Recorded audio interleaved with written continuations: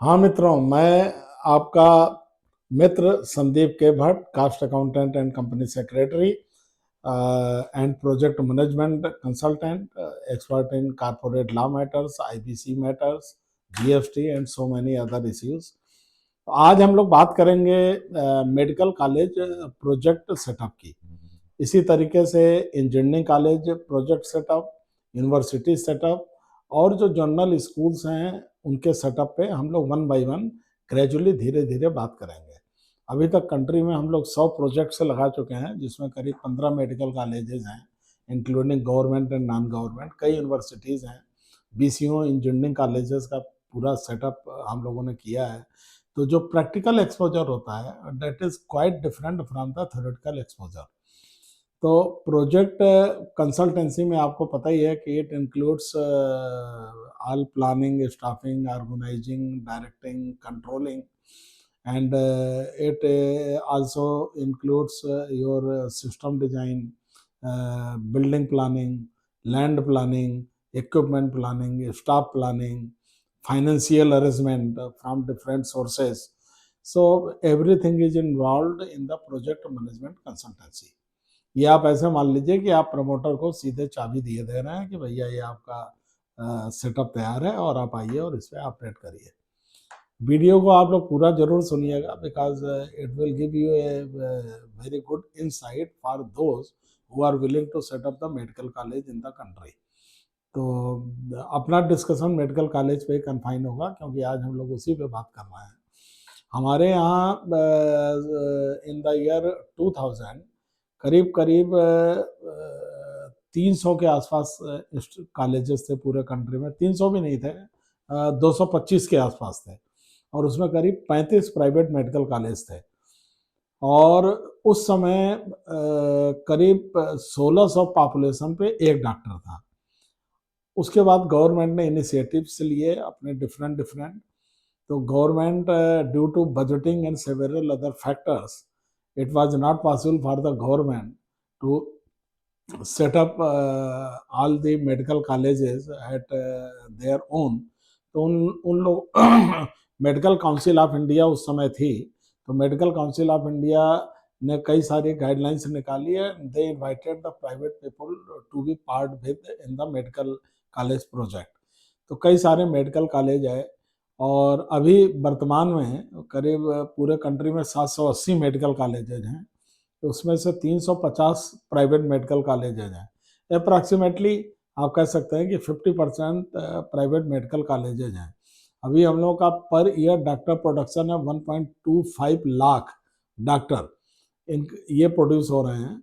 और अभी जो पर डॉक्टर हमारा पॉपुलेशन रेशियो है, तो 811 लोगों पर एक डॉक्टर उपलब्ध है, जबकि यूनाइटेड स्टेट्स में 385 लोगों पे एक डॉक्टर है, और यूके में 345 लोगों पे एक डॉक्टर उपलब्ध है।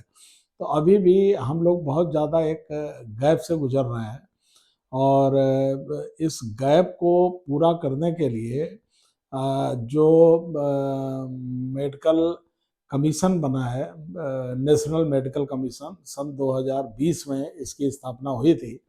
मेडिकल काउंसिल ऑफ इंडिया को गवर्नमेंट ने सस्पेंड कर दिया था, और ये बॉडी एक क्रिएट हुई, और इन लोगों ने नए रेगुलेशन निकाले। तो उस रेगुलेशन के तहत ही अब मेडिकल कॉलेजेस का सेटअप होता है।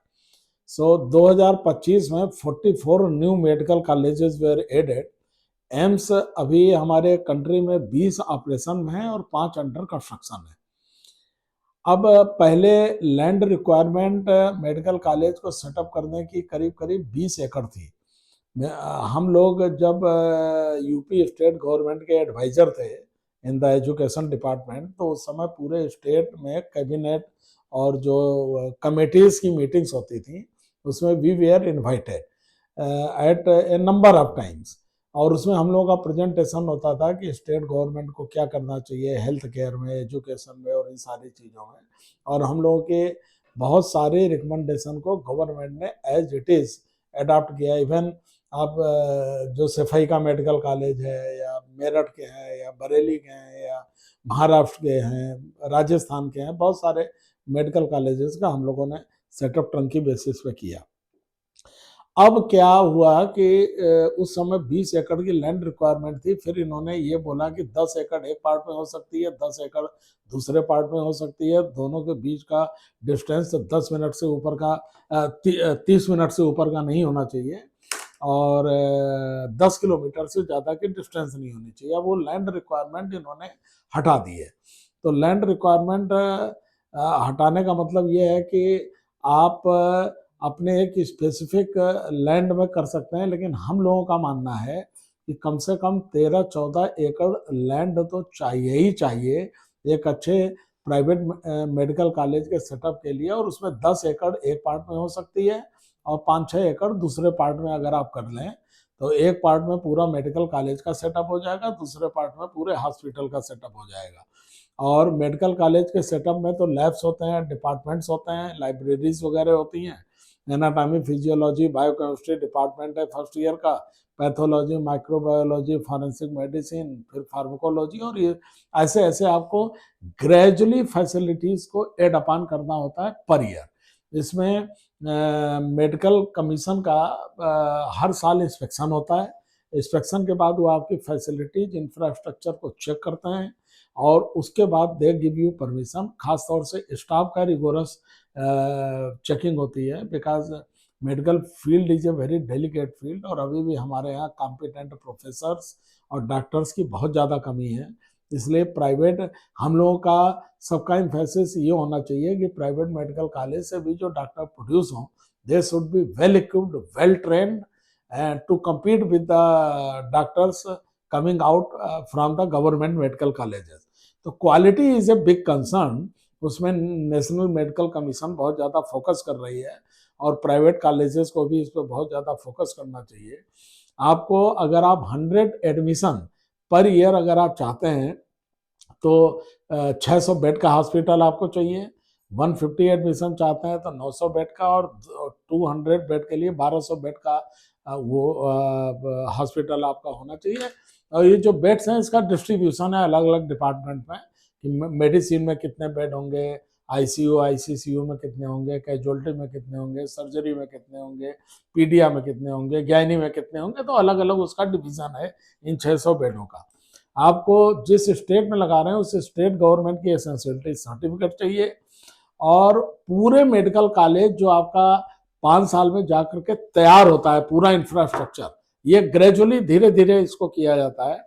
हम लोगों की कैलकुलेशन के हिसाब से करीब 9 लाख स्क्वायर फीट आपका कंस्ट्रक्शन होगा। फर्स्ट ईयर में 4.5 लाख स्क्वायर फीट से हो जाएगा। अगर लैंड कास्ट को हम लोग एक्सक्लूड करते हैं तो, क्योंकि land cost can not be assessed, तो और ये लैंड कहीं भी हो सकती है, इसकी कोई रिक्वायरमेंट नहीं है कि जी एकदम हाईवे के किनारे हो, इधर हो, it may be in villages at any place जहां तक आसानी से पहुंचा जा सके और वहां के आसपास के क्षेत्र के लोगों को मदद मिल सके। बिल्डिंग कास्ट करीब 75 करोड़ है, equipment and other facilities 25 crore है, और वर्किंग कैपिटल 3 महीने के लिए 10 करोड़ है। तो फर्स्ट ईयर की कास्ट 110 करोड़ आएगी, और बाकी जो 4 साल की कास्ट होगी वो आपके एडमिशन से ही फंडिंग हो जाएगी। वो आपको इनपुट पैसा इनफ्लो अपने तरफ से लगाने की जरूरत नहीं है। तो कहने का मतलब ये है कि 100 करोड़ के आसपास के फंड की रिक्वायरमेंट होगी, और स्टाफ रिक्वायरमेंट बहुत ही ट्रेंड स्टाफ, इसमें नर्सिंग है, पैरामेडिकल स्टाफ है, टेक्निकल स्टाफ है, और इन सबका रिसोर्सिंग प्रॉपरली और प्रॉपर सोर्स से, क्योंकि इनका रिगोरस चेक होता है कि प्रोफेसर कौन होगा, एसोसिएट प्रोफेसर कौन होगा, असिस्टेंट कौन होगा, उसकी क्वालिफिकेशन क्या होगी, उसका एक्सपीरियंस क्या होगा, फिर उसका प्रॉपर रिलीविंग है कि नहीं, टीडीएस है कि नहीं, ज्वाइनिंग रिपोर्ट है कि नहीं, रिलीविंग रिपोर्ट है कि नहीं, इन सारी चीज़ों का डीप एग्जामिनेशन होता है। और अभी जो प्राइवेट मेडिकल कॉलेज हिंदुस्तान में अगर किसी बच्चे को पढ़ाना है तो करीब 1.25 करोड़ से 1.5 करोड़ रुपए की कास्ट आती है, और पीजी में भी करीब करीब इतनी आती है। एनआरआई के लिए तो ये कास्ट 2 करोड़ से लेके 2.5 करोड़ 3 करोड़ के आसपास की है। तो इसका पे बैक पीरियड भी 3 ही साल है, बहुत लंबा पे बैक पीरियड नहीं है, 3 से 4 साल में इसका पे बैक हो जाता है। ब्रेक इवन इसका सेकेंड ईयर में ही आ जाता है। IIR भी आप निकालेंगे तो बड़ी जबरदस्त इसमें निकल के आएगी। तो ये एक ऐसा वेंचर है जिसमें कंट्री को रिक्वायरमेंट है और जो कॉम्पिटेंट लोग हैं उनको आगे आना चाहिए। ये तो एक हमने आपको ओवरव्यू दिया। अगर आपको इस पर डिटेल में चीज़ों को समझना है, डिटेल में एनालाइज करना है या कोई इंटरेस्टेड है तो आप कमेंट में लिखिए। हमने अपना व्हाट्सएप नंबर भी डिस्क्रिप्शन बॉक्स में दिया हुआ है, आप उस पर भी अपना मैसेज कर सकते हैं। तो ऐसे ऐसे करके हम लोग डिफरेंट डिफरेंट प्रोजेक्ट की बात करेंगे। बहुत डीप और डिटेल एनालिसिस में नहीं जा सकते क्योंकि वो तो पूरा लेक्चर हो जाएगा, उसके लिए तो लेक्चर चाहिए। तो हमने आपको बताया कि हम लोग कई स्टेट गवर्नमेंट के एडवाइज़र रहे इसमें और अभी भी हैं। तो उसमें गवर्नमेंट के भी हम लोगों ने प्रोजेक्ट सेटअप किया है। जब मायावती जी की गवर्नमेंट थी तो उन्होंने पीपीपी मॉडल पे कई सारे प्रोजेक्ट्स का एक कॉन्सेप्चुअलाइज किया था। उस कमेटी में हम लोगों को रखा गया था, बुलाया भी गया था। तो हम लोगों ने उसमें बहुत सारे अपने ओपिनियन दिए थे और कई पीपीपी मॉडल में कई सेटअप भी उस समय गवर्नमेंट ने लॉन्च किए। तो इन्हीं शब्दों के साथ आपको बहुत बहुत शुभकामनाएं। चैनल को लाइक करिए, सब्सक्राइब करिए, कनेक्ट में बने रहिए। कभी कभी वीडियो में थोड़ा आगे पीछे हो जाता है, हम लोगों ने टारगेट तो रखा है हर सैटरडे को, लेकिन आपको पता है कि हम लोग प्रोफेशनल्स हैं, बहुत सारे असाइनमेंट्स होते हैं, 2:30-3 बजे तक तो कोर्ट ही चलती रहती है। And the name of channel is Sunslight. तो सन्सलाइट चैनल को हमेशा फॉलो करते रहिए, आपको नई नई अपडेट मिलती रहेगी। Thank you very much. Have a wonderful day and wonderful days. Thank you.